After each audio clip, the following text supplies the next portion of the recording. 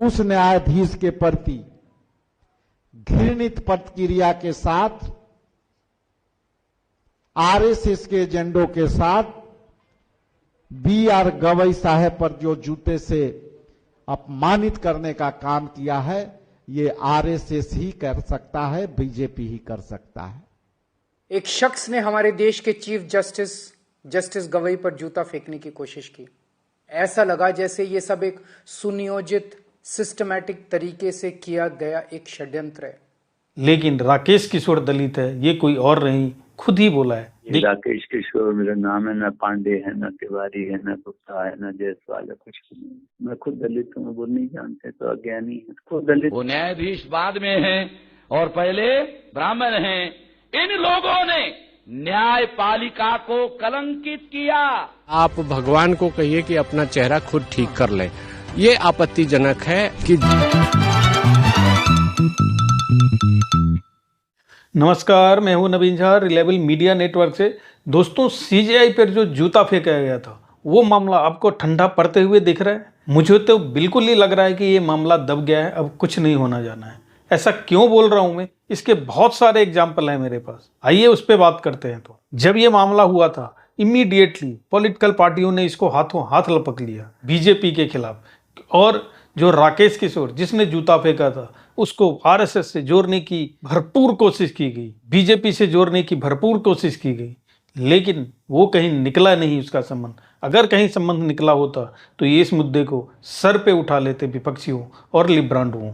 लेकिन कांग्रेस का व्यूज देखिए इस पे क्या था। एक न्यायाधीश बीजेपी और भाजपा और आरएसएस के गठबंधित सरकार ने,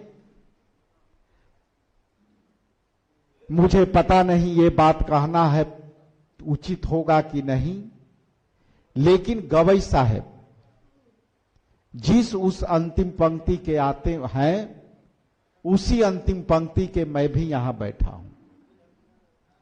और जब मैं ये बातें कह रहा हूं तो मुझे सीधा सीधा एहसास ये हो रहा है कि आज भी दलितों के लिए देश की सबसे सर्वोच्च संस्था, जो न्याय की पद्धति को लागू करता है और उसमें भी सर्वोच्च न्यायालय के न्यायाधीश और संविधान के रक्षा करने वाले उस न्यायाधीश के प्रति घृणित प्रतिक्रिया के साथ आरएसएस के एजेंडों के साथ बी.आर. गवई साहब पर जो जूते से अपमानित करने का काम किया है, ये आरएसएस ही कर सकता है, बीजेपी ही कर सकता है। कांग्रेस के साथ साथ अरविंद केजरीवाल, जो आजकल हाशिए पे पड़ा हुआ है दिल्ली में, लाइमलाइट में आने के लिए खुद से वीडियो बना के डाल दिया। देखिए। नमस्कार दोस्तों, हमारे मुख्य न्यायाधीश chief justice of India justice Gavai पर जूता फेंकने की घटना ने पूरे देश को झकझोर के रख दिया है। एक शख्स ने हमारे देश के चीफ जस्टिस गवई पर जूता फेंकने की कोशिश की। इसके बाद सोशल मीडिया पे जस्टिस गवई को मारने, पीटने और न जाने किस किस तरह की हिंसा करने की ढेरों धमकियां दी जाने लगी। अलग अलग तरीके से उनका अपमान किया जाने लगा। इन लोगों ने ना ही जूता फेंकने वाले के खिलाफ कोई कार्रवाई की और ना ही धमकियां देने और अपमान करने वालों के खिलाफ इन लोगों ने कोई कार्रवाई की। ऐसा लगा जैसे ये सब एक सुनियोजित सिस्टमैटिक तरीके से किया गया एक षड्यंत्र है। इस घटनाक्रम के जरिए इन लोगों ने समाज के दो तबकों को बहुत कड़ा संदेश देने की कोशिश की है, एक दलित समाज और दूसरी न्यायपालिका। जस्टिस गवई दलित समाज से आते हैं। इन लोगों को यह बिल्कुल बर्दाश्त नहीं हो रहा कि दलित समाज से कोई व्यक्ति अपनी मेहनत और लगन से न्यायपालिका की टॉप पोस्ट तक कैसे पहुंच गया। लेकिन इन सब मुद्दों की हवा तब निकल गई जब राकेश किशोर ने खुद बोल दिया कि मैं भी एक दलित हूं, और दलित का नाम सुनते ही सबको लगा जैसे सांप सूंघ गया।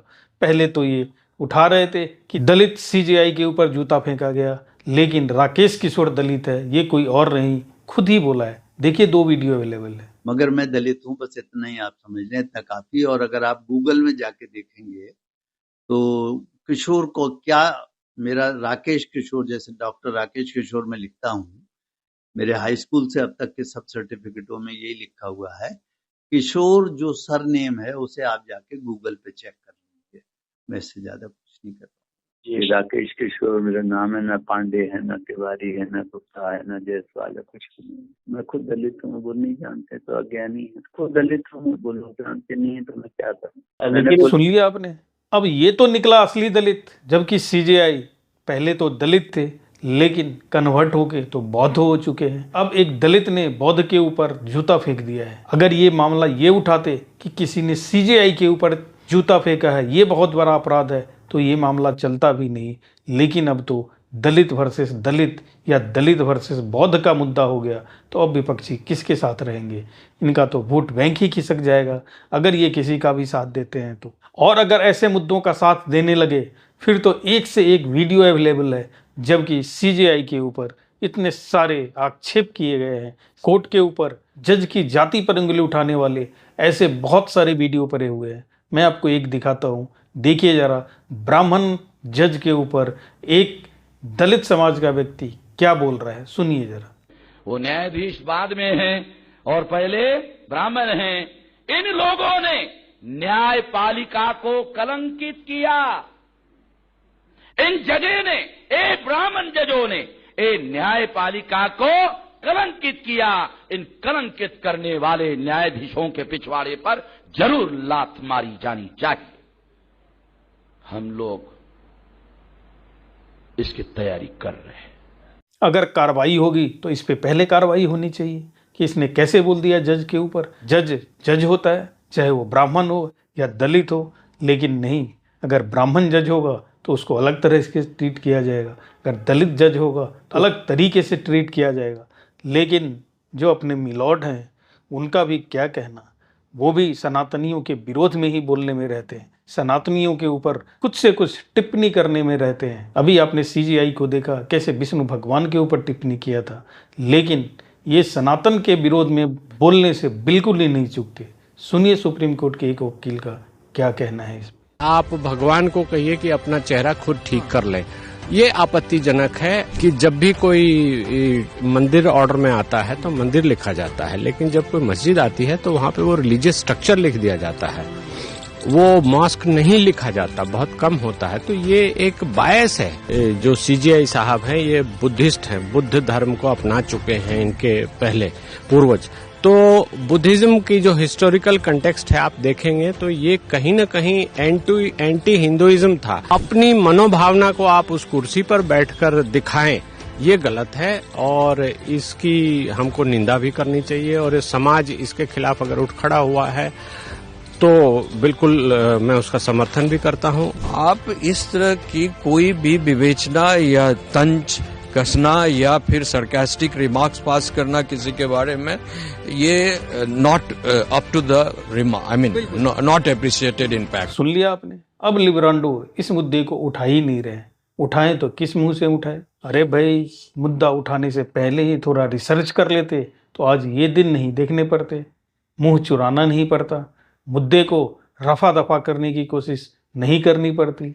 लेकिन इनको कौन समझाए? इनको मुंह की खाने की आदत जो पड़ गई है, इनकी चमड़ी जो है वो गेंडे की तरह हो गई है, हार पे हार, चोट पे चोट लगती है, लेकिन ये सुधरने वाले नहीं है। भाई मत सुधरो, लोगों का क्या, लोग तो कहते रहेंगे, ऐसे ही जूते चप्पल मारते रहेंगे। तुम मुद्दा उठाओगे, थोड़े दिन बाद फिर उसको दबा दोगे और लोग तुम्हारे ऊपर फप्तियाँ कसते रहेंगे, लेकिन तुम्हें शर्म तो आएगी नहीं, क्योंकि तुम्हारे अंदर गैरत नाम की कोई चीज़ बची ही नहीं है। तुम्हारे अंदर आत्मसम्मान है ही नहीं कि एक मुद्दे को जब उठाते हो तो उस पर स्टैंड रहो। तुम जाति देखकर, धर्म देखकर अपने मुद्दे बदलते रहते हो, उसके सपोर्ट में और विपक्ष में इसी आधार पे चलते हो, तो तुम्हारा हाल तो यही होना है। देखिए आगे आगे क्या होता है। मुद्दे तो आते ही रहते हैं और जैसे जैसे मुद्दे आते हैं जो इम्पोर्टेंट लगेगा वो लेकर हम आपके सामने आते रहेंगे। दोस्तों, अगर आपने अभी तक चैनल को सब्सक्राइब नहीं किया है तो कर लीजिए और वीडियो को लाइक और शेयर करना ना भूलना दोस्तों। धन्यवाद।